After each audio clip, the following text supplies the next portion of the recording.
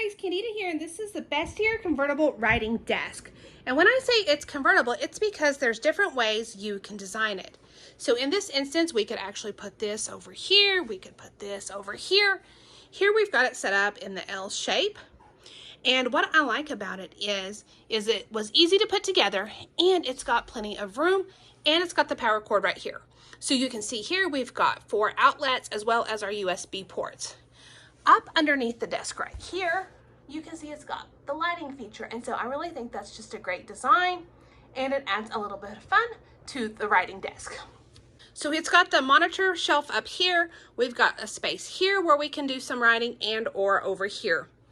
We also have a rack right here that holds our power strip itself, and then of course we've got the console down here. Overall, this has been a great addition. It's not too big, and it's going to be perfect for the gaming setup, and it was easy to put together, which is a huge win as well. So I hope you found the review helpful.